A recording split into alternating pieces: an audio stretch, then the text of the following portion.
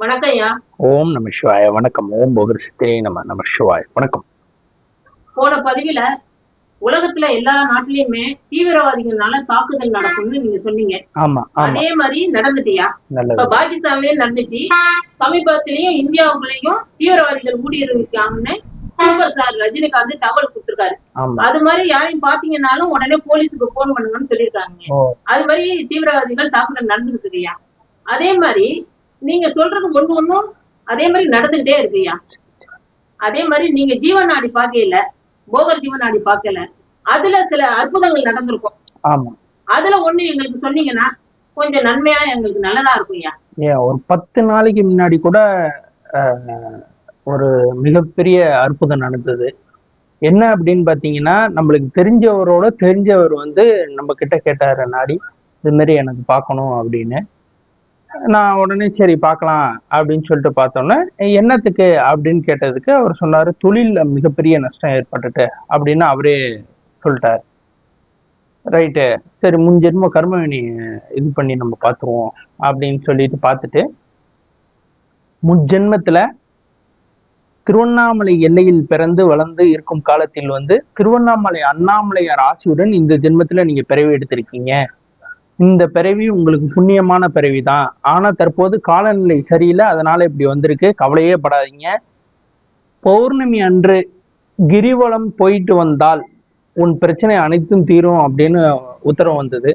அதே மாதிரி நான் வந்து பௌர்ணமிக்கு நீங்க வந்து கிரிவலம் சுத்திட்டு வந்துருங்க, உங்க பிரச்சனை எல்லாம் தீர்ந்துரும் அப்படின்னு சொன்னோன்னா, அவர் சொன்னாரு, நான் எப்போதும் ஒரு ஒரு 6 மாசத்துக்கு முன்னாடி கூட கிரிவலம் சுத்திட்டு வந்தேன், ஆனா பெருசா ஒன்றும் தெரியல.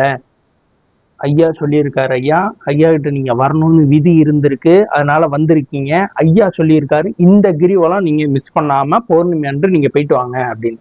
அப்பதான் அவர் சொன்னாரு, என்ன சொன்னாருன்னா, இவ்வளவு நாள் போயிருக்கேன், ஆனா நான் இதுவரையும் பௌர்ணமி அன்று வந்து கிரிவலம் போனது கிடையாது. அப்புறமா சொல்றாரு, அப்புறம் தான் சிரிச்சுக்கிட்டே சொன்னேன், ஐயா சொல்லியிருக்காருன்னா ஒரு சூட்சமா இருக்கும், நீங்க பௌர்ணமி அன்னைக்கு போயிட்டு வாங்க. ஏன்னா போன ஜென்மத்துல நீங்க வந்து அந்த புண்ணிய பிறவியில அங்க பிறந்திருக்கீங்க, அதனால அந்த ஐயாவோட அருள் கிடைச்சதுன்னா உங்க தொழில் வந்து நல்லா இருக்கும் அப்படின்னு.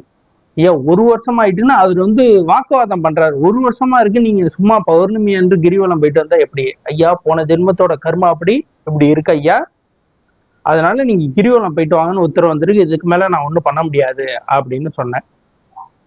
உடனே அவருக்கு ஒரு நம்பிக்கை இல்லாம திருப்பி 2 நாள் கழிச்சு போன் பண்ணாரு. ஏன்னா பௌர்ணமி 2 நாள்ல வருது. ஐயா நீங்க சொல்ற பரிகாரம் பழிக்குமா அப்படின்னு.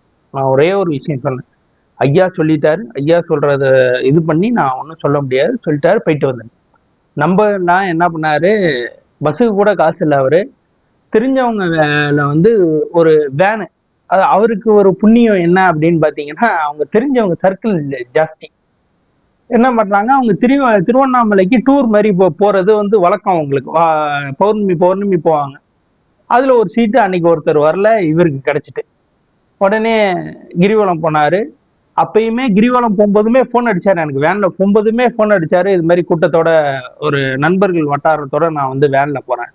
அப்பைக்கு நான் ஒரே ஒரு விஷயம் சொன்னேன், கிரிவலம் போங்க தவறு கிடையாது நண்பர்களோட, ஆனா நீங்க தனியா தான் போகணும், அப்பதான் கரெக்டா இருக்கும். நீங்க கூட்டத்தோட போனீங்கன்னா சரி வராது, நீங்க தனியா போகணும் ஐயா அப்படின்னு சொன்னோம். சரின்னு அவர் தனியாவே போயிட்டாரு.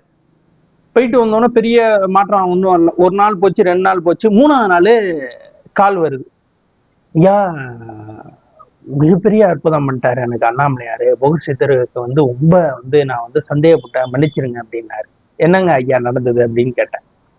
உடனே அவர் சொன்னாரு, அதாவது ஒரு 7-8 மாசமா எனக்கு பிசினஸே இல்லை, திடீர்னு பார்த்தா என் நண்பர்கள் வட்டாரத்து மூலமா எனக்கு ஆர்டர் வருது. அவர் வந்து ஒரு சிசிடிவி வந்து செட் பண்றவர். அவரு திடீர்னு பார்த்தா ஒரு 4-5 ஆர்டர் ஒன்னா வருது ஐயா, எனக்கு என்ன சொல்றதுன்னே தெரியல, மிகப்பெரிய அற்புதம். எனக்கு தீபாவளிக்கு முன்ன நாள்ல இருந்து எனக்கு ஒன்றும் சரியில்லை, கடந்த 6 மாசமா அவ்வளவுதான், தொழில் போயிட்டு அவ்வளவுதான் விட்டுருவோன்னு நினைச்சேன், ஆனா இந்த ஆர்டர் வந்து எனக்கு வந்து மிகப்பெரிய அற்புதத்தை ஏற்படுத்திட்டு இப்ப நல்லா இருக்கேன் அப்படின்னு சொன்னாரு.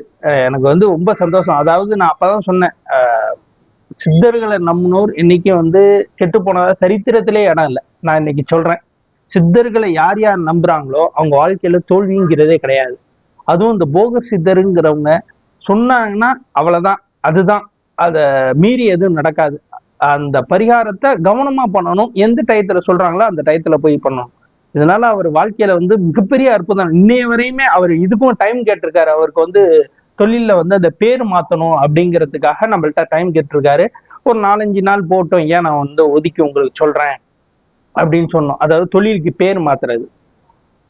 இப்போ வந்து அவர் தொழில் வந்து ரொம்ப அமோகமா இருக்கு, போயிட்டு வரேன்னு சொல்லிட்டு இருக்காரு. இப்பயுமே நம்ம காண்டாக்ட்லாம் இருக்காரு. ரொம்ப அற்புதமா வந்து போகசித்தர் ஐயா வந்து எல்லாருக்கும் நல்வழி காட்டுவாரு. இன்னும் நல்வழி காட்டணும்னு நான் வணங்கி கேட்டுக்கிறேன். இந்த இந்த வாய்ப்பை எனக்கு கொடுத்த போகசித்தருக்கும் அகத்தியர் சித்தருக்கும் ஆதி சித்தர்களின் ஆதி குருவான ஈஸ்வரனுக்கும் என் நன்றியை இந்த நேரத்துல தெரிவிச்சுக்கிறேன். அவங்க இல்லைன்னா நான் வந்து இந்த அளவுக்கு வருவனான்னு எனக்கு தெரியல. அந்த போகர் சித்தர் வந்து எனக்கு வந்து இந்த நல்வழி காட்டுறது இந்த உலகவியல் ஜோதிடம் படிச்சுக்கிட்டு இருக்கோம், நீங்க பார்த்துருப்பீங்க.